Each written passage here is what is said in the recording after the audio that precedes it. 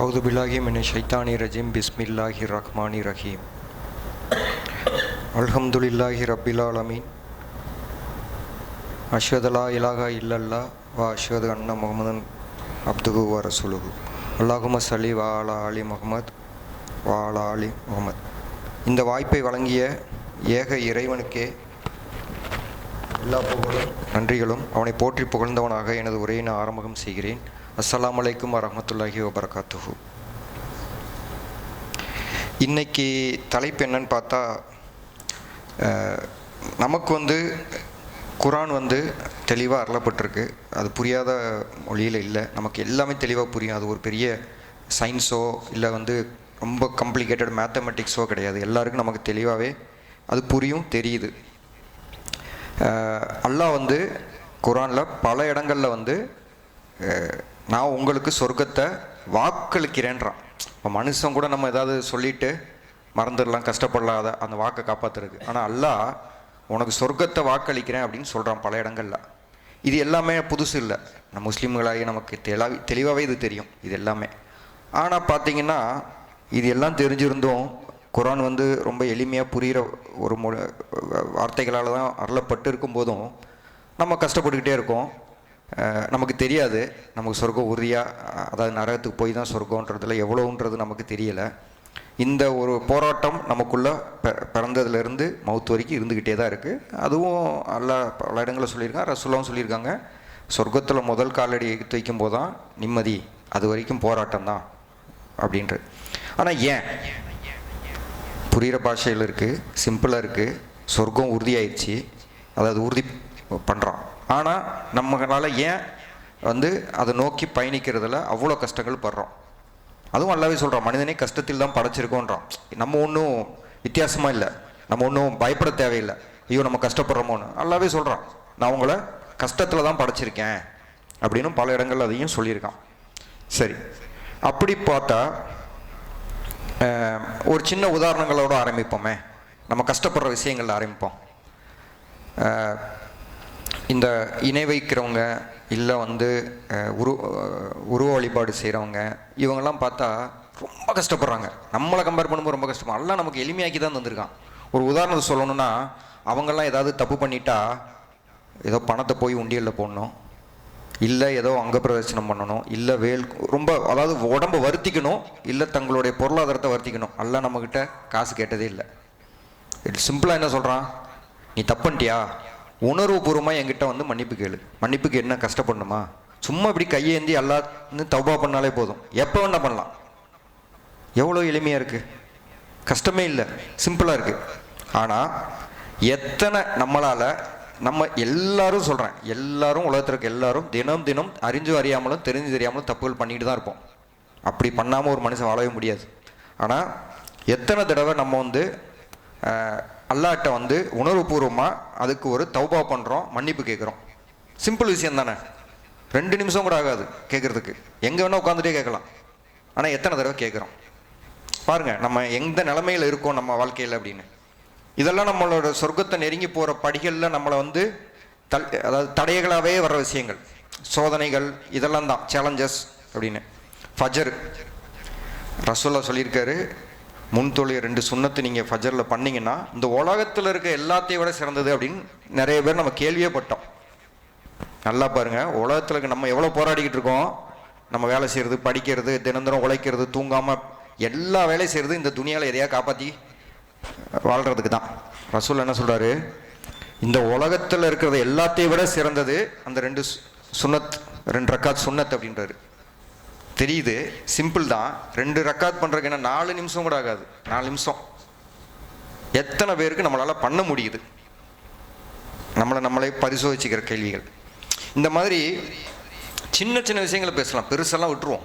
சின்ன சின்ன விஷயங்கள்லையே நமக்கு ஏன் பண்ண முடியல, ஏன் எது தடுக்குது? நம்மளை தடுக்கிறது நம்மளுடைய பொருளாதாரமா, ஏதாவது பணம் இல்லை, ஏழையாக இருக்கும், கஷ்டத்தில் இருக்கும்ன்றது நம்மளை தடுக்குதா? இந்த மாதிரி விஷயங்கள்லாம் சொல்கிறது இல்லை. நம்ம அதுக்கான சூழ்நிலையில் இல்லையா, இல்லை உடம்பு சரியில்லையா, ஹெல்த்துன்னு இஷ்யூவா, என்னால் தொழ முடியாது, வாய்ப்பே இல்லை, படுத்துக்கிட்டே தொழலாம், அதுக்கான ஆப்ஷனே இல்லை. உயிர் இருக்க வரைக்கும் தொழலாம், மித்தது மாதிரி கூட கிடையாது. அப்போ அதை யாரும் சொல்லவே முடியாது. இல்லை குடும்பமா சூழ்நிலையா, எது ஒன்று தான், கல்பு. சூரா அஷம்ஸில் நமக்கெல்லாம் படிச்சிருப்போம். சூரா அஷம்ஸில் அல்லாஹ் சொல்கிறான், இது ரொம்ப ஆச்சரியமான ஒரு சூறா. எப்படின்னா பயமுறுத்துகிற சூறாவும்.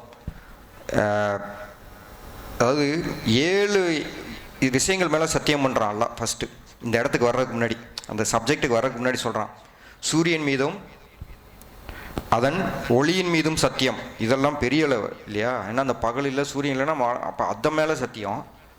அதை பின்தொடர்ந்து வரும் சந்திரன் மீது சத்தியமாக, அந்த ஒளியை வெளிப்படுத்தும் பகலின் மீது சத்தியமாக,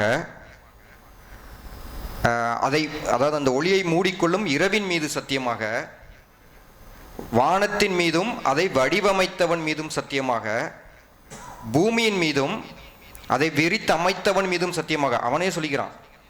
எவ்வளோ ஸ்ட்ராங்கு பாருங்க அந்த விஷயம். மீதும் சத்தியமாக, உள்ளத்தை வடிவமைத்தவன் மீதும் சத்தியமாக. கடைசியாக வராம பாருங்க எங்கன்னு. நம்ம சூரியனை நம்புகிறோமா? வெளிச்சம் வருதுன்னு நம்புகிறோமா? இரவு வருது நம்புகிறோம், சந்திரன் வருதை நம்புகிறோம், பூமியை விரித்து அமைச்சிருக்கான்னு நம்புகிறோம், வானத்தை பார்த்து நம்புகிறோம். இதெல்லாம் நம்புகிறோன்னா அப்போ உள்ளத்தை வடிவமைச்சதும் நான் தான் நம்பு. சும்மா சொல்லலை, இவ்வளோ ஸ்ட்ராங்கான எவிடன்சஸ். அப்போ உள்ளத்தை நான் தான் உனக்கு வடிவமைச்சிருக்கேன், என்னையே நம்பு. அதற்கு நன்மை தீமையை நாமே அறிவித்தோம். யாருக்கு? கல்புக்கு, உள்ளத்துக்கு. நான் வச்சு தான் அனுப்பியிருக்கேன், நல்லது கெட்டதை உனக்கு சொல்லித்தான் அனுப்பியிருக்கேன். அடுத்த லைன் தான் முக்கியமானது. அந்த உள்ளத்தை தூய்மைப்படுத்தியவன் வெற்றி பெற்றான், களங்கப்படுத்தியவன் நஷ்டமடைந்து விட்டான். இதில் இந்த முஸ்லீமா நான் இதெல்லாம் பேசவே இல்லை. யார் நான் வச்ச கல்பை தூய்மைப்படுத்தினாங்களோ அவங்க வெற்றியாளர்கள். நல்லா பார்க்கணும், வெற்றி மறுமை இம்மைனும் பேசலை, ஒரே ஸ்டேட்மெண்ட்டு. தூய்மைப்படுத்தியவன் வெற்றி பெற்றான் அப்படின்னா இங்கேயும் அங்கேயும் தான். களங்கப்படுத்தியவன் நஷ்டமடைந்தான், இங்கேயும் அங்கேயும். ஏன்னா இது நீ மறுமையில் வெற்றின்றது பல இடங்கள் இருக்கு, ஆனால் இங்கே இல்லை, இந்த வார்த்தைங்க இல்லை. இதுக்கு முன்னாடி பாருங்கள் எத்தனை சத்தியம். அப்போ எவ்வளவு உறுதியான ஒரு விஷயம் இது, நம்ம எடுத்துக்க வேண்டியது கல்புக்குள்ளே. அப்போ நம்ம முன்னாடி சொன்ன சின்ன சின்ன விஷயங்கள் எல்லாம் இதுலேருந்து பெரிய விஷயங்கள் பண்ணுறதுலேருந்து எங்கே நம்மளை உற்று நோக்கணும், நம்ம வெளியிலாம் தேடுறதில்ல, நம்ம கல்புக்குள்ளே தான் நம்ம தேடணும் அதை, இல்லையா? இப்போ சரி, இவ்வளவும் தெரியுது, மறுபடியும் ஏன் இந்த குழப்பம், இந்த கஷ்டம் இதெல்லாம் வருது அப்படின்னா, சகாபாக்கள் காலத்தில், ரசூலா காலத்தில் வந்து சோதனைகள் வேற மாதிரி இருந்தது அவங்களுக்கெல்லாம். அவங்க தியாகங்கள்லாம் படிச்சிருக்கோம், கேள்விப்பட்டிருக்கோம், பிரமிக்க வைக்கும் நமக்கு. இப்போ வேற மாதிரி சோதனைகள் நமக்கு இருக்குது. சோதனைகள் இருக்க தான் செய்யும். இது வேற மாதிரியான சோதனைகள். அந்த சோதனைகள் என்னன்றது நம்ம கொஞ்சம் கொஞ்சமாக பார்ப்போம். இப்போ இந்த உலகம் நம்ம எதை வந்து நம்மளை வந்து கம்பேர் பண்ணிக்கிட்டே இருக்கோம்னா, இந்த உலகத்தில் வாழ்கிறப்ப இந்த உலகம் ஒன்று சொல்லிக்கிட்டே இருக்கு. முன்னாடி சொன்னதில் அல்லாஹ் சொன்னது, ஆனால் இந்த உலகம் ஒன்று நம்மளை சொல்லிக்கிட்டே இருக்கு. நம்மளை இந்த உலகம் 2 விதமாக வைக்குது. அதாவது ஒரு மனுஷன் இண்டிவிஜுவலாக வாழ்கிறதுல எப்படி சொல்லுதுன்னா, இன்னர் அவுட்டர். இன்னர் என்ன சொல்லுதுன்னா, செல்ஃப் ப்ரைட், செல்ஃப் கான்ஃபிடன்ஸ், செல்ஃப்னே வரும். சுயமா, ஈகோ, பெருமை, நான் யாரு, என்ன, இதை தான் நம்பிக்கை இந்த உலகத்துக்கு, இல்லையா? நான் ஒரு பெரிய ஆள், நான் பெரிய பதவியில் இருக்கேன், எனக்கு பொருளாதாரம் நிறைய இருக்குன்னா நான் இதை சொன்னால் தான் இங்கே வாழ முடியும்னா, இதுதான் எனக்கு கான்ஃபிடன்ஸை கொடுக்கும். நல்லா போய் இதில் யாரும் தப்ப முடியாது. இது இந்த உலகம் வைக்கிற டெஃபனிஷன், கரெக்டாக உலகம் கொடுக்குற அந்த ஒரு விளக்கம் இதுக்கு. இன்னொன்று என்ன சொல்லுன்னா, வெளிப்புறம், நான் நல்லது பண்ணுறேனா, நான் எத்திக்கல்னு சொல்லுவாங்க இங்கிலீஷ், நல்லது அது பண்ணுறேனா, இல்லை நான் நல்லது பேசுகிறேனா, கெட்டது செய்கிறேனா, கெட்டது செய்யாமல் தவிர்த்துக்கிறேனா. இது வந்து மாறிக்கிட்டே இருக்கும், உலகம் மாற்றிக்கிட்டே இருக்கும். ஏன்னா அவங்க கற்றுக்கிட்டு இருக்கேன்ற எக்ஸ்பெரிமெண்ட் மாதிரி பண்ணிகிட்டே இருப்பாங்க. ஆனால் அல்லாஹ் வச்ச கல்பு முன்னாடி சொல்லிட்டான், உனக்கு நல்லதை கெட்டதை நான் வச்சு தான் அனுப்பிட்டேன்ட்டான். அப்போ ஃபிக்ஸ்டு, மாறுறதுக்கு எங்கே இல்லை. அப்போ போராட்டம் எங்கே வருது நமக்குன்னா, இந்த 2 தராசுக்கிட்ட தான் மாட்டிக்கிட்டு இருக்கோம் நம்ம முஸ்லீம்கள், அட்லீஸ்ட் நமக்கு. ஏன்னா மித்தவங்களுக்கு இது கூட தெரியாது. நம்ம எங்கே மாட்டிக்கிட்டு இருக்கோம்னா, அல்லாஹ்வுடைய இந்த தராசு ஆர் இந்த ஸ்கேல், சென்டிமீட்டர், மீட்ரு, நம்ம சொல்கிற மாதிரி ஒரு ஸ்கேல், இதுக்கும் இந்த உலகம் ஒன்று சொல்லிக்கிட்டே நம்மளை தள்ளிக்கிட்டு இருக்கு.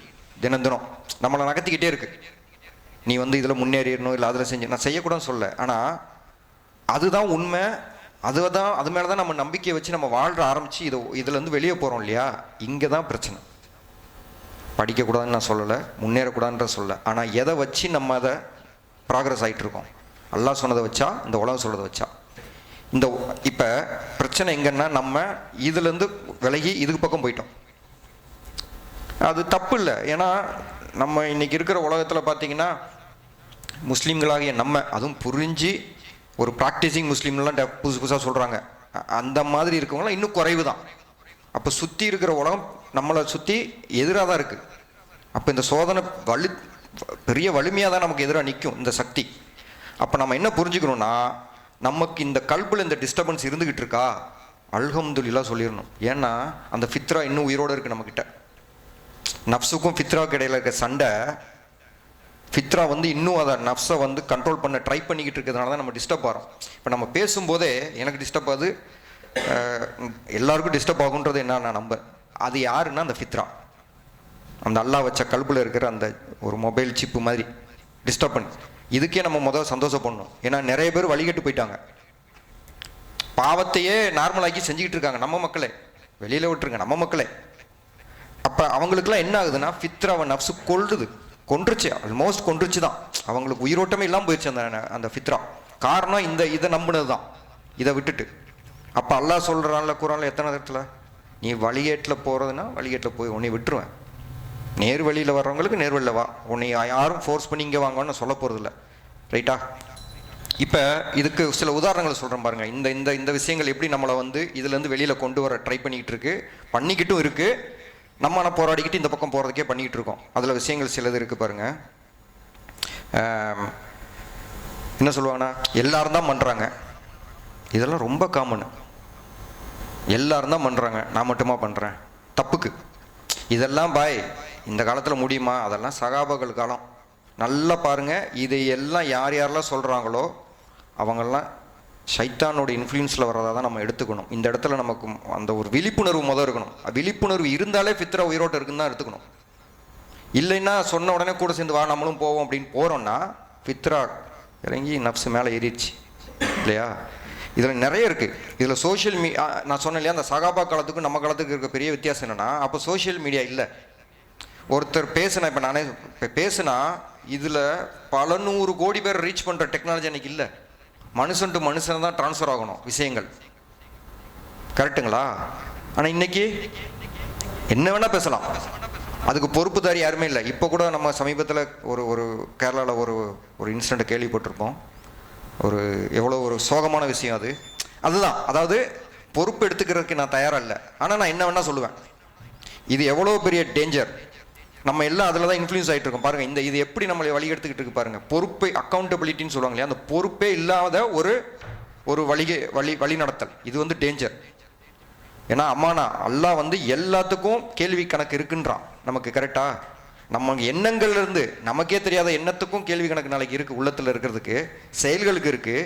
நம்ம நேரத்தை செலவழித்த விஷயங்களுக்கு எல்லாம் ஒரு விஷயம் தப்பாது. படிச்சிருக்கோமா, கேள்விப்பட்டிருக்கோமா?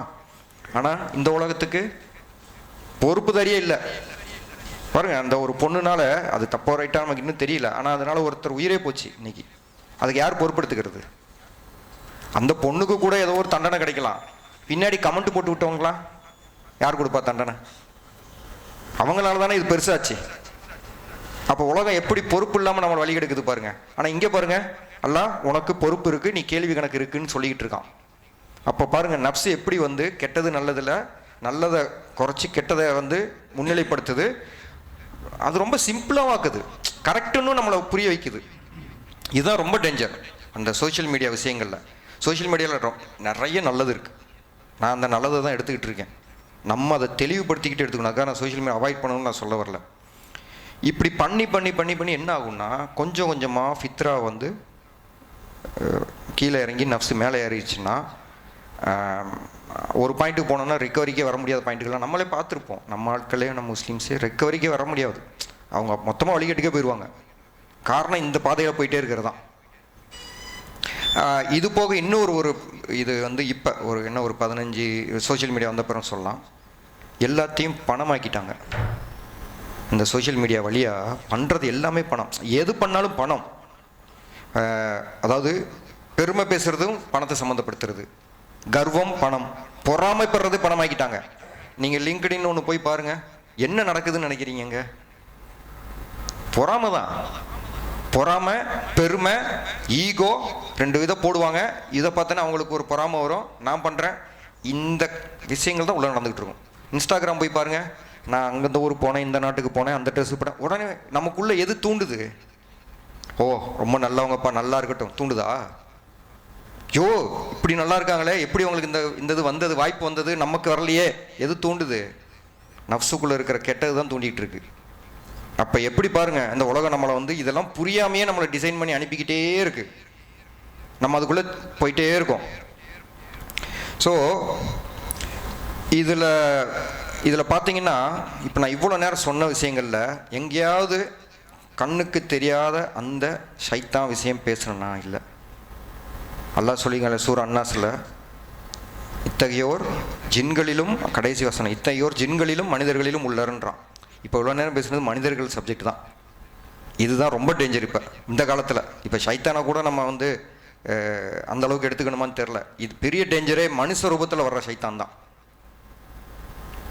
இப்போ இவ்வளவும் அதான், ஏன்னா கூடயே இருப்பாங்க, நம்மளை வழிகேட்டு இழுத்துக்கிட்டே இருப்பாங்க, அவங்களுக்கே தெரியாது நம்மளை வழிகேட்டு இழுத்துக்கிட்டு இருக்காங்க அப்படின்றது. அப்போ இதெல்லாம் வந்து இது வந்து ரிப்பீட்டடாக நம்ம மேலே நடந்துக்கிட்டே தான் இருக்கும். இதுக்கு தீர்வு நான் அப்படியே பண்ண முடியாது. ஏன்னா முதலே சொல்லிட்டேன் இல்லையா, அல்லாவும் சொல்லிட்டேன் இல்லையா, இந்த சோதனை ஸ்ட்ரகிள் இது வந்துக்கிட்டே தான் இருக்கும். அப்போ நம்ம என்ன புரிஞ்சுக்கணும்னா, உலகம் இதை விட இன்னும் மோசமாக போகிறதுக்கான வாய்ப்புகள் நிறையவே இருக்குன்றதை புரிஞ்சிக்க கற்றுக்கணும். நம்ம வந்து போராடக்கூடாது, நான் இந்த உலகத்தை மாறிடும், ரசூல்லா காலத்துக்கு போயிடும், தெரியாது, வாய்ப்பு இல்லை. ஏன்னா ஹதீஸுகளை படித்தோம்னா கியாமத்து நாளை நோக்கி போகிற அறிகுறிகளில் பார்த்தா அதுக்கான வழியே இல்லை. ஏன்னா இன்னொரு முக்கியமான விஷயம் சொல்கிறேன் பாருங்க, நம்ம உலகத்துடைய இதுலேருந்து ரிஜெக்ட் ஆகிட்டே இருப்போம், நம்மளை சேர்த்துக்க மாட்டாங்க. நம்ம நண்பர்களே எடுத்துக்கோங்க, அது முஸ்லீமாக இருக்கலாம், இல்லாதவங்களாக இருக்கலாம். இப்போ இந்த மாதிரி இஸ்லாம் வழியாக நம்ம ஃபாலோ பண்ணுற விஷயங்களை பண்ணோன்னா நம்ம ஒதுக்கிடுவாங்க, கூப்பிட மாட்டாங்க, பேச மாட்டாங்க. நம்ம ஒதுக்கப்பட்டுக்கிட்டே இருப்போம், ரிஜெக்ட் ஆகிட்டே இருப்போம், நம்மளை ஒதுக்கி வச்சுக்கிட்டே இருப்பாங்க. கரெக்டு தானே? அப்போ இந்த போராட்டம் இருக்கும், இதை ஏற்றுக்கணும். மனுஷனை நான் திருப்திப்படுத்துகிறேன்னு சொல்லி இந்த போராட்டத்தில் நம்ம தோல்வி அடைஞ்சி அந்த பக்கம் போயிட்டோம், இந்த உலகம் ரொம்ப அழகாக இருக்கும். நமக்கு என்ன செய்ய முடியாது சொல்லுங்கள்? இந்த உலகத்தில் எல்லாமே செய்யலாம், எல்லாமே அழகுபடுத்தப்பட்டிருக்கு. அதான் இது, அது அவ்வளோ அழகாக்கி வச்சுருக்காங்க, ரொம்ப நமக்கு நிம்மதியாக தெரியும். எல்லாமே டெம்பரவரி, ரைட்டுங்களா? அப்போ இது எப்படி, அப்போ வந்து நம்ம இதெல்லாம் புரியுது, தெரியுது, இந்த சோதனைகள்லேருந்து எப்படி வெளியே வர்றது அப்படின்னா, நான் சொன்ன மாதிரி இதை நம்ம ஏற்றுக்கணும். நம்ம கல்பு ஃபஸ்ட்டு ஸ்ட்ராங்காக ஏற்றுக்கணும். இது ஜிகாத், இதுதான் போராட்டம். இந்த கல்பில் நம்ம ஏற்றுக்கணும். இந்த போராட்டம் என் மவுத்து வரைக்கும் இருக்கும், என் பிள்ளைங்களுக்கு வரும், என் சந்ததிகளுக்கு வரும், இந்த பூமி இருக்கிற வரைக்கும் வரும்.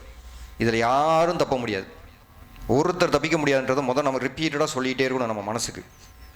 அப்போ சொல்ல ஆரம்பிச்சிட்டோம்னா நம்மளை ஒதுக்கப்பட்டாலும் நம்ம ஷேக் ஆக மாட்டோம், ஒரு மாதிரி டிஸ்டர்ப் ஆக மாட்டோம். பரவாயில்ல, எனக்கு அல்லா இருக்கான், எனக்கு அல்லா சொன்ன பாதை தான் வேணும், எனக்கு ரசூலா சொன்னது தான் வேணும், நான் தப்புகள் பண்ணுறேன், நான் தௌபா பண்ணிக்கிறேன். இந்த ஒரு க்ளோஸ்டு இதுக்குள்ளே வந்துட்டோம்னா நம்ம ஃபித்ரா இப்போ ஒரு செடி வளர்க்குறதுக்கு தண்ணி ஊற்றினா எப்படி வளரும், வளர்ந்து மரமாகும்ல, அப்படி கற்பனை பண்ணி பாருங்கள். இதுதான் ஃபித்ராவை வளர்க்குறதுக்கான உரம், தண்ணி. இப்படி செய்ய ஆரம்பிக்கும் போது ஃபித்ரா நல்லா வளர ஆரம்பிக்குது, நஃப்ஸு குறையும் போது நீங்கள் நல்ல வித்தியாசத்தை பார்ப்பீங்க. நம்ம ரொம்ப யோசிச்செல்லாம் தப்புகள்லேருந்து விலக மாட்டோம், நேச்சுரலாகவே விலகிடுவோம். தப்புகளை பார்க்கும்போது அருவருக்க ஆரம்பிப்போம், அது வெறுப்போம், அதை பண்ணுறதுக்கு கஷ்டப்படுவோம். ஒரு காலத்தில் அதை பண்ணிகிட்டு இருந்திருப்போம், ஆனால் இது செய்ய ஆரம்பித்த பிறகு பாருங்க அந்த தப்பு நம்ம வெறுக்க ஆரம்பிப்போம். அதாவது செல்ஃப் கான்ஷியஸ்ன்னு சொல்லுவாங்க இல்லையா, நம்ம சுய ஒரு உணர்வும் அந்த ஒரு புரிதலும் நம்மள அறியாமையே வரும், ஆனால் ஆரம்பத்தில் வராது. ஏன்னா இந்த பேலன்ஸ் இல்லை இங்கே. ஸோ அப்போ நம்ம இந்த அதாவது என்னை ரிஜெக்ட் பண்ண தான் செய்வாங்க, பரவாயில்ல, எனக்கு வாழ்க்கையில் இந்த வாழ்க்கையை நான் வாழ வந்தது அல்லாஹ் சொன்ன அந்த வெற்றியை அடைகிறதுக்காக தான் அப்படின்ற நம்ம அந்த விஷயங்களோடு நம்ம செஞ்சிட்ருக்கணும். இதுக்கு நிறைய நமக்கு இருக்குது. என்ன இருக்குது? 5 வேளை தொழுகை. இப்போ நான் ப்ராக்டிக்கலாக இது எப்படி நம்மளை ப்ரொடெக்ட் பண்ணிக்கிறதுக்கு வர்றேன், எப்படி நம்மளுடைய ஃபித்ராவை நல்ல ஒரு மர அளவுக்கு, ஆலமர அளவுக்கு விருட்சமாக வளர்க்குறதுக்கான பிளான் தான். முதல்ல சொன்னேன் இல்லையா, சுன்னத்து 2 தொழுதா ஃபஜருக்கு முன்னாடி. உலகத்தில் எல்லாமே சிம்பிள் தான். இப்போ நம்ம பேசுகிறது நம்பணும், நம்ம செய்யணும், அப்போ தான் அது நமக்கு நடக்கும். அப்போ முதல்ல தொழுகையை கைவிடக்கூடாது. 5 வேளை தொழுகுன்றது போய் நம்ம போய் சடங்குக்கு நின்று செஞ்சுட்டு போகிறதில்ல. மனசை கனெக்ட் பண்ணணும். யாரெல்லாம் நான் இங்கே வந்திருக்கேன், நான் முன்னாடி பண்ண தப்பை என்னை மன்னிச்சிரு, எனக்கு எதிர்காலத்துக்கு நேர்வழியை காட்டு, நான் தப்புகள்லேருந்து என்னைய தவிர்த்துக்கொள்ள பேசணும் அல்லாட்ட. தொழுகன்னா பேசுறது, ஏன்னா அல்லாட்ட பேசுகிற இடம் அது, நம்ம வாய்ப்பது அல்லா ஏற்படுத்தி கொடுத்துருக்கான். எவ்வளோ அற்புதமான விஷயம். அப்போ அந்த 5 வேளை தொழுகை விடக்கூடாது. முடிஞ்ச வரைக்கும் போராடணும் அதை தொழுகிறதுக்கு. நம்ம கேஷுவலாக விட்டுட்டு ஜும்மாக்கு மட்டும் வருவோம்னா இது அவ்வளோதான், இது வளராது. சின்ன செடியாக வேணா இருக்கும், வளராது. அதே மாதிரி திக்ரு அற்புதமான விஷயம். இது நான் வந்து வெளியில் எங்கேயுமே கேள்விப்பட்டதில்லை இந்த மாதிரி விஷயம். இஸ்லாமில் இருக்கிற அவ்வளோ திக்ருங்க இருக்குது. திக்ருங்களே அவ்வளோ பேசலாம் நம்ம, மணிக்கணக்காக அவ்வளோ இருக்குது திக்ருங்க. எல்லாமே அல்லாட்ட பேசுகிற விஷயம். அப்போ திக்ருங்க இதெல்லாம் என்ன பண்ணுன்னா கல்பை வந்து பியூரிஃபை பண்ண. அல்லா சொன்னான் இல்லையா, உள்ளத்தை தூய்மைப்படுத்தியவன் வெற்றி. இதுதான் தூய்மை, கிளீனிங் ப்ராசஸ். அல்லாவை திக்ரு பண்ணும்போது அந்த உள்ள எங்கே போய் தப்பிக்க முடியும்? சைத்தானுக்கு அங்கே என்ன வேலை? அசான் சொன்ன ஓதுனாலே சைத்தான் ஓடி போயிடுவான்னு சொல்லும்போது அல்லாவை திக்ரு பண்ணிக்கிட்டு இருந்தானே எங்கேருந்து வருவான்? ஆனால் போராடணும். போராட்டத்தில் கைவிட்டக்கூடாது நம்ம இந்த விஷயங்களை. எல்லாமே சின்ன சின்ன விஷயங்கள் தான். அப்புறம் வந்து முக்கியமான இன்னும் சில விஷயங்கள் பாருங்கள். வீணான பேச்சுக்களை தவிர்க்கணும். இங்கே தான் நிறைய மாட்டுவோம். தொழுதுருவோம், திக்ரு பண்ணிடுவோம், தௌபாலாம் பண்ணுவோம், போய் வெட்டி பேச்சு பேசிக்கிட்டு இருப்போம். அதில் 2 சைத்தான் வார்த்தை உள்ளே வரும், அப்படியே பிடிச்சி நம்மளை இழுத்துட்டு போயிடும். இதை முடிஞ்ச வரைக்கும் தவிர்த்துடணும். தேவையில்லாத பேச்சுக்களை நம்ம குறைக்க பாருங்கள். அப்போ எவ்வளோ டைம் சேவ் ஆகும் பாருங்கள் இதெல்லாம் நம்ம பண்ணும்போது. இன்னொரு முக்கியமான விஷயம், ரொம்ப தேவையில்லாமல் பிரபலம் ஆகிடக்கூடாது நம்ம. ஏன்னா இந்த உலகம் நம்ம சொன்ன மாதிரி நமக்கு எதிராக நிறைய இருக்குது. தேவையில்லாத பிரபலத்துக்குள்ளே போனோம்னா நம்ம பதில் சொல்ல வேண்டிய கட்டாயத்துக்கு வர்றோம். அப்போ ரொம்ப தெளிவாக தேவையான இடங்களில் தான் நம்மளை பற்றி பிரபலங்கள் படுத்திக்கணுமே ஒழிய மித்த இடங்கள்லாம் நம்ம தெரியாமல் இருக்கிறது நல்லதுன்னு இருக்கணும். அது இன்னும் சிறந்தது. ஏன்னா நமக்கான சாய்ஸஸ் கம்மியாயிரும், குறைஞ்சிரும். நம்ம நிறைய பேருக்கு இன்றைக்கி யோசிச்சு பாருங்கள், நம்ம முஸ்லீம்லேயே எத்தனை பேர் செலிபிரிட்டிஸ் இருக்காங்க, எத்தனையோ பேர் இருக்காங்க நமக்கு தெரியும் இந்தியாவிலேயே. அவங்க ஆனால் இபாதத்தாக இருக்காங்களான்னா வெளிப்புற தோட்டத்தில் தெரியல, நமக்கு உள்ளே எப்படின்னு நமக்கு தெரியாது. அவங்களுக்கு அவ்வளோ கஷ்டம். அது சும்மா ஒரு வார்த்தை கூட சொல்ல முடியாது. இப்போ கூட இசையமைப்பாளர் அவர் ஏதோ சொன்னான்னு ஒரு போய் ஓடிட்டுருக்கு. அவங்களுக்குலாம் அவ்வளோ பிரச்சனை. அது ஏன்? பிரபலமாயிட்டாங்க. அவங்க பதில் சொல்லணும். இப்போ பொறுப்புதாரி அவங்க. நமக்கு அப்படி இல்லை, குறைவு நமக்கு. ஸோ அது நம்ம தெளிவாக இருந்துக்கணும். கடைசியாக ஒன்று நான் சொல்லி இந்த உரையை முடிச்சுக்கிறேன், முதல் உரையை முடிச்சுக்கிறேன். என்ன முன்னாடி இப்போ பாவங்கள்லாம் கம்மியாக இருந்தது, இப்போ அதிகமாயிருச்சா அப்படி எடுத்துக்கக்கூடாது. ஏன்னா குரான் வந்து ஃபைனல் ரெவல்யூஷன், உலக மக்களுக்கு அருளப்பட்டதுன்னு ஆகிப்போச்சு. அப்போ என்ன இருந்தாலும் அதில் இருக்குது. என்ன மாறிடுச்சு இப்போன்னா, இதை வந்து ஒரு எப்படி சொல்கிறதுன்னா, இந்த ரோல்ஸ் ராய்ஸ் கார் பண்ணுறது சொல்லி கேள்விப்பட்டிருப்போம்ல. அந்த ஒரு கார் பண்ணுறதுக்கே ஒரு கார் தனியாக கையில் தான் எல்லாமே அசம்பிளிங்லாம் பண்ணுவேன்னு சொல்லுவாங்க. இதை மாறுதி 800 கம்பேர் பண்ணுங்கள். அது ஃபேக்ட்ரி மாடல். ஒரு நாளைக்கே 1000 வண்டி ப்ரொடியூஸ் பண்ணுவான். ஒரு நாளைக்கே 1000. எப்படி? ஃபேக்ட்ரி. ஹியூமன் டச்சே இல்லை, எல்லாம் மிஷினில் அடித்து வெளியே தள்ளும். இன்றைக்கி உலகத்தில் பாவங்கள் மாருதி 800 கதையில் தான் ஓடிட்டுருக்கு. இண்டஸ்ட்ரி கிரேடுக்கு ஆக்கிட்டாங்க பாவத்தை. வெளியே போய் நின்னாலே பாவம் தான், அந்தளவுக்கு ஆகிப்போச்சு. அதுதான் மாறி இருக்கு, அந்த சிஸ்டம் மாறி போச்சு. பாவம் அப்படியே தான் இருக்குது. ஸோ இதை நம்ம புரிஞ்சுக்கிட்டு கடைசியாக ஒன்று, அந்த ரசூலா சொன்னது ஹதீஸில் வந்தது, இஸ்லாம் தொடங்கும்போது அந்நியப்பட்டதாக தான் தொடங்குச்சு. ஏன்னா சின்ன குழுவாக தான் ஆரம்பித்தது ரசூலாட்டார்னு. கியாமத்து நாளை நோக்கி போகும்போது அந்நியப்பட்ட இஸ்லாமாக தான் இருக்கும். எவ்வளோ பெரிய விஷயம் பாருங்கள். இதை ரசூலா சொல்லியிருக்காருன்னா அன்னைக்கு மோட்டிவேஷன் பண்ணுற மாதிரி தானே பேசணும். எப்பா 10 பேர் இன்னைக்கு அல்லாஹ் எனக்கு கொடுத்துட்டான், எனக்கு வேதத்தை கொடுத்துட்டான், நீங்கள் 10 பேருக்கு வந்திருக்கீங்க, நம்ம இந்த உலகம் அழிய போகும்போது பார்த்தீங்கன்னா இதுதான் மேலோங்கி நிற்கும் சொன்னால் தானே எல்லோரும் உள்ளே வருவாங்க. கரெக்டாக இல்லையா? இப்போ நம்மெல்லாம் சேர்ந்து அப்படின்னா தானே ஒரு மோட்டிவேஷன் வரும். ஆனால் ஆப்போசிட்டாக இருக்கே. எப்போ இப்போ எவ்வளோ பேர் இருக்கோமோ இந்த அளவுக்கு தான் கியாமத்து நாளைக்கு. அப்போ ஏறி இறங்கிடும் விஷயத்தான். அப்போ இதையும் நம்ம புரிஞ்சுக்க பழகணும். இது அர்த்தம் என்னன்னா, அந்த இது சுருங்கிக்கிட்டே இருக்கும், இதுக்கு எதிராக இருக்கிற உலகம் பெருசாகிட்டே இருக்கும். இதை வந்து நம்ம போராடலாம் செய்யலாம், ஆனால் நம்ம நம்ப முடியாது இது அப்படி ரிவர்ஸ் ஆகுன்றது. அது இருக்குது, அது இருந்தால் ஹதீஸில் இப்படி வர வாய்ப்பே இல்லை. அப்போ என்ன புரிஞ்சுக்கணுன்னா, நம்ம போராட்டம் இந்த உலகத்தில் பெரும்பகுதியான ஒரு சூழலில் தான் நடக்க போகுது. அவ்வளோ ஈஸியெல்லாம் நடக்காது. ஆனால் இதிலிருந்து நம்ம ஃபெயில் ஆகி வெளியே போக போகிறோமா இந்த துனியாவை நம்பி, இல்லை அல்லா மேலே தவக்குலை வச்சு இந்த போராட்டத்தில் நான் வந்து ஜெயிப்பேன் அப்படின்னு நம்ம போராட போகிறோமா? இவ்வளோ தான் கடைசியாக நம்ம யோசிக்க வேண்டியது. ஒரு நாளும் ஒரு நிமிஷமும் தப்புகளும் சரியான விஷயங்களும் பண்ண நம்ம முற்படும் போது. ஸோ இதோட என்னுடைய முதல் உரையை நான் முடிச்சுக்கிறேன். இன்ஷா அல்லாஹ் அல்லாஹ் வந்து நமக்கு நேர்வழியிலேயே நம்மளை செலுத்தணும். நம்மளுடைய மவுத்து வரைக்கும் நம்ம இந்த மாதிரி உலக விஷயங்களில் சீரழிக்கிற விஷயங்களில் மாட்டிக்காமல் அல்லாஹ் குரானில் சொல்லியிருக்கிற நேர்வழியையும் ரசூலா வாழ்ந்து காட்டிய நேர்வழியையும் நம்ம கடைபிடிக்கிற மக்களாக நம்மளை ஆக்கி அருளணும் அப்படின்ற ஒரு துவாவோட எனது முதல் உரையை முடிக்கிறேன். ஆமீன். அஸ்ஸலாமு அலைக்கும் வரஹ்மத்துல்லாஹி வபரகாத்துஹு.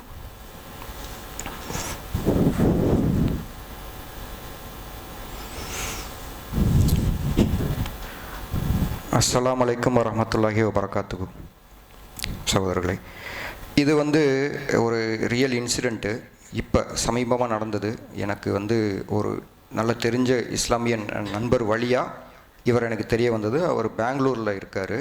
அவர் வந்து முஸ்லீம் தான். அவர் பேர் வந்து ஹுசைன் அப்படின்னு சொல்லி. என்னன்னு பார்த்தீங்கன்னா, அவர் வந்து பேங்க்கில் வேலை செஞ்சிட்ருக்கார். பேங்க்கில் சீனியர் பொசிஷன், அசோசியேட் வைஸ் பிரசிடென்ட்னு நினைக்கிறேன் அவர் பதவி. ஒரு பிரான்ச்சுக்கான பெரிய தலைமை பதவி அவர்கிட்ட தான் இருக்குது. ஹெச்டிஎஃப்சி பேங்க்கு, இந்தியாவோட நம்பர் 1 பேங்க், ப்ரைவேட் பேங்க்கில். அவர் வந்து அவருக்கு வயசு 35க்கு மேலே ஆயிடுச்சுன்னு நினைக்கிறேன். 2 குழந்தைங்க இருக்காங்க. அவருக்கு இப்போ சமீபத்தில் சில பயான்கள், சில கிளாஸ்லாம் அட்டன் பண்ணது மூலமாக அவருக்கு என்ன புரிதல் வருதுன்னா, நான் ஒரு ஹராமான வேலையை செஞ்சுக்கிட்டு இருக்கேன், வட்டி தடை செய்யப்பட்டது, நான் அந்த வட்டிக்கு உதவிக்கிட்டு இருக்கேன் அப்படின்னு அவருக்கு ஒரு புரிதல் அல்லாஹ் போட்டிருக்கான் உள்ளத்தில். எத்தனை வருஷம், 35-40 வயசு கிட்ட வந்திருக்கும். இத்தனை வருஷம் இல்லாதது அவருக்கு இப்போ அந்த தோணல் வருது. ஒரு முடிவெடுக்கிறாங்க, அவரும் அவருடைய மனைவியும். இந்த இனிமேல் நான் இந்த மாதிரி ஹராம் வேலைக்கு போகக்கூடாது, நான் இந்த வேலையை விட்டு நின்றணும். யோசிச்சு பாருங்கள் எவ்வளோ பெரிய ஒரு விஷயம். கோடான கோடி முஸ்லீம்கள் இன்னும் நம்ம அந்த ஹராம் வேலையை செஞ்சுக்கிட்டு இருக்கோம், பேங்க்கில் வேலை செஞ்சுக்கிட்டு. ஆனால் அல்லாஹ் நாடி இருக்கான் அந்த ஒருத்தருக்கு. அப்புறம் அவர் நான் எனக்கு கேள்விப்பட்டு நான் அவரோட பேச ஆரம்பிக்கிறேன். அவ்வளோ போராட்டம் அவருக்குள்ளே இப்போ ஜிகாத் நடந்துக்கிட்டு இருக்கு. அவர் வந்து இப்போ சில கடன்கள் வாங்கி வச்சுருக்காரு, லோனெல்லாம், அதை அடைக்கணும். முதல் குழந்தை வந்து +2 முடித்து காலேஜுக்கு போகிறாங்க, அவங்களுக்கு பணம் ரெடி பண்ணணும். 2வது குழந்தை நல்ல ஒரு பெரிய ஸ்கூலில் படிச்சுக்கிட்டு இருக்காங்க. இப்போ அதுக்கு பத்தாது. இப்போ அவங்கள நார்மல் வேறு ஸ்கூலுக்கு மாற்றணும். சில ப்ராப்பர்ட்டியை விற்றாகணும், விற்றாதான் லோன் அடைக்க முடியும். நான் பேங்க் வேலையை விட்டால் வேறு வேலை எனக்கு வேணும். இப்போ கார் வச்சுருக்காரு, இப்போ அதை விற்கிறாரு. இதெல்லாம் சொல்கிறாரு ஒரு பேசி எனக்கு. அப்போ யோசிச்சு பார்க்குறேன், எவ்வளோ ஒரு கோடான கோடி பேர் இருக்காங்க. அவரும் இத்தனை வருஷம் இங்கே தானே இருந்தார். அப்போ எப்படி திடீர்னு அந்த நாட்டம் அவருக்குள்ளே வந்தது? அப்போ தான் நான் சொன்னேன், ஏன்னா நிறைய பேசணும், அவனுக்கு தேவைப்படும் அந்த மாதிரி பீப்புள். அப்போ தான் சொன்னேன், பிரதர் நீங்கள் வந்து ஒரு உதாரணத்துக்கு எடுத்துக்கோங்க, பெங்களூர்லேருந்து சென்னைக்கு போகிறதுக்கு பஸ்ஸு டெய்லி வந்துட்டுருக்கு. எல்லோரும் பார்க்குறாங்க, ஆனால் ஏறினது எத்தனை பேர் அந்த பஸ்ஸில்? அல்லாஹ் உங்களுக்கு அதை ஞாபகப்படுத்தி அந்த பஸ்ஸில் உங்களை ஏற வச்சுருக்கான். நீங்கள் சென்னைன்றது ஒரு உதாரணத்துக்கு அல்லாவோட பாதைன்னு எடுத்துக்கோங்க. பெங்களூர்லேருந்து கிளம்பிட்டு ஒசூரில் வந்து இறங்கிடாதீங்க, சோதனை வரும். ஏன்னா உங்கள் வீட்டை விட்டு கிளம்பிட்டீங்க. உங்கள் வீட்டில் தூங்குற மாதிரி கன்வீனியண்ட்டாக நைட்டு பஸ்ஸில் தூங்க முடியாது, நினைக்கிறத செய்ய முடியாது. அதை அட்ஜஸ்ட் பண்ணிக்கிறோம். ஏன் எதை நம்புகிறோம்? நான் சென்னை போய் சேரணும்னு நம்புகிறோம். அப்போ இடையில இறங்கிட்டால் நட்டம் நமக்கு, பஸ்ஸு போயிடும். இந்த மாதிரி நீங்கள் அதை எடுத்துக்கோங்க அப்படின்னு சொல்லி நேற்று எனக்கு ஒரு மெசேஜ் போடுறாரு. அப்புறம் பிரதர் ரொம்ப சந்தோஷம், நான் உங்ககிட்ட பேசுனதெல்லாம் எனக்கு அல்லாஹ் நாடிட்டான், எனக்கு ஒரு ஹலாலான பிஸ்னஸுக்கான ஒரு வாய்ப்பு கிடச்சிருச்சு. என்னன்னு போடலை, கிடச்சிருச்சின்றார். 10 நாள் தான் ஆகுது. 10 நாள் 2 வாரம் மேலே இருக்கும் அவருக்கு. இப்போ பாருங்கள், அவரே சொல்கிறாரு, நான் இந்த ஹராமில் இருக்கும்போது என் சொந்தங்கள் என்னை விட்டு போகிறது, பொறாமைகள், வீட்டுக்குள்ள பிரச்சனைகள், மன நிம்மதி இல்லாமல் இருக்கிறது, ஹெல்த் இஷ்யூஸு, இதெல்லாம் வந்துக்கிட்டே இருக்குமா. ஒரு 6 மாதம் முன்னாடி அவரும் ஒரு ஒய்ஃப் முடிவு எடுத்திருக்காங்க, நம்ம இதுலேருந்து எப்படியாவது வெளியில் வந்துடணும் போராடி அப்படின்னு. அதுலேருந்து பார்த்தா நிம்மதியாக வருது. அந்த எல்லா பிரச்சனையிலும் ஒன்றொன்னா வெளியில் போதான் அவருக்கு. இதை சொல்ல தான் முடியும் இல்லையா? இதெல்லாம் உணர்வுகள் சொல்ல தான் முடியும். அப்போ இதை மாதிரி நம்ம வாழ்க்கையில் நம்ம இந்த பக்கத்துலேருந்து இந்த பக்கத்துக்கு போகிறதுக்கான நம்ம ஸ்டெப்ஸ் எவ்வளோ எடுத்து வைக்கிறோமோ அதை விட பல மடங்கு அல்லாஹ்கிட்டேருந்து நமக்கு பரக்கத்து வரும். அதுக்கு ஒரு உதாரணம் தான் இது. இதை நான் இன்றைக்கி ஜும்மாவில் ஷேர் பண்ணணும்னு நினச்சேன். ஸோ இதை மாதிரி நம்மளும் ஹராமுகளை குறைச்சி ஹலாலான பாதைக்குள்ளே போகிற மக்களாக அல்ல நம்மளை ஆக்கி அருளணுன்ற ஒரு துவாவோடு நான் என்னுடைய 2வது உரையை முடிச்சுக்கிறேன். ஆமீன். அஸ்ஸலாமு அலைக்கும் வரஹ்மத்துல்லாஹி வபரகாத்துஹு.